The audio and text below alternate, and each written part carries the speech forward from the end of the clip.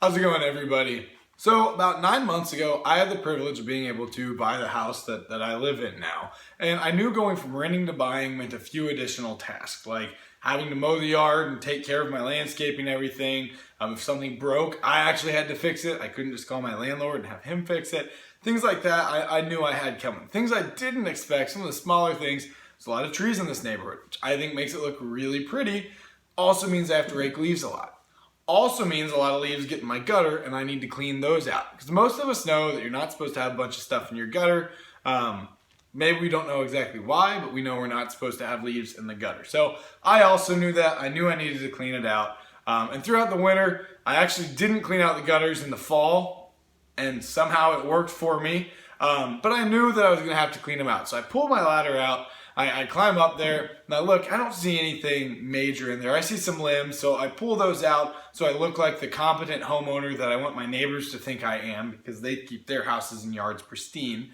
So I pull out the stuff that's really obvious to everybody, and just leave the smaller stuff in there that I don't think is that big of a deal. Well, fast forward again to yesterday. It's raining outside, and I look out my front window, and I see water pouring over the front of the gutters. And what that means to me, my gutter is clogged. So I wait for the rain to die down a little bit. I know it's not good to have it clogged. I pull my ladder back out there. I get some gloves on. I go up there and I pull this about fist-sized ball of rotting leaves from the top of my downspout.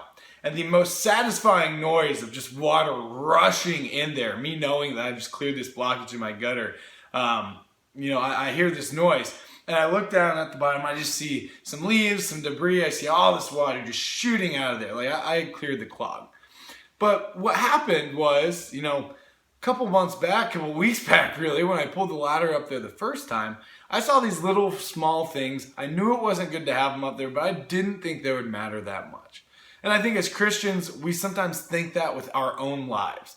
We have these big things that we know we need to remove. We remove the limbs. We want our neighbors, those around us, to think that we're competent, to think that we're doing the right stuff. But we leave those little things because where's the harm there? And just like in our gutters, let me tell you, it adds up over time. And over time, that's going to create a clog. And it's going to keep you from doing what you were meant to do. Those little things build up over time, clog the downspout, and they will keep you from doing what you're supposed to do, and water will start pouring over the sides of you, right? So as Christians, a lot of times I think we have kind of one thing we're really working on, whether that is something that we're trying to get rid of or something that we're trying to get better at. We always kind of have one thing, and I think that's great too, but maybe you don't. Maybe you don't have that one thing that you're really working on. So I'm going to go to Colossians 3. There's kind of a list of do's and don'ts for Christians on how we should live. Read through that with you and maybe see if we have something that we can really strive to work on, all right? So Colossians 3 verse 1, it starts. Since then, you have been raised with Christ. Set your hearts on things above, where Christ is seated at the right hand of God. Set your minds on things above, not earthly things, for you died and your life is now hidden with Christ in God. When Christ, who is your life, appears, then you will also appear with him in glory. So first break real quick, think about things above. All right, he starts with the list of kind of things we shouldn't do or things we need to put to death, all right? Verse 5, put to death, therefore, whatever belongs to your earthly nature. Sexual immorality, impurity, lust, evil desires, and greed, which is idolatry. Because of these, the wrath of God is coming. You used to walk in these ways, in the life you once lived.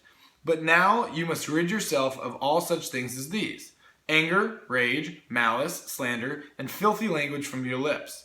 Do not lie to each other, since you have taken off your old self with its practices and have put on the new self, which is being renewed in knowledge in the image of its creator. Here there is no Gentile or Jew, circumcised or uncircumcised, barbarian, Scythian, slave or free, but Christ is all and is in all. Therefore, here's the list of do's. As God's chosen people, holy and dearly loved, clothe yourself with compassion, kindness, humility, gentleness, and patience.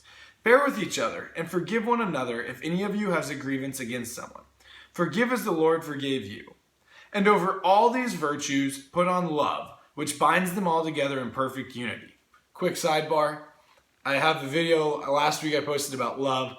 I very, very much think that is what the New Testament says. If you can't do anything else as a Christian, you can love people. And right here, I think that's another example. I didn't read this verse last week, But I think that's another example. Over all these virtues of compassion, forgiveness, kindness, put on love because it binds them all together. So just another way to emphasize that. All right, back to the verse.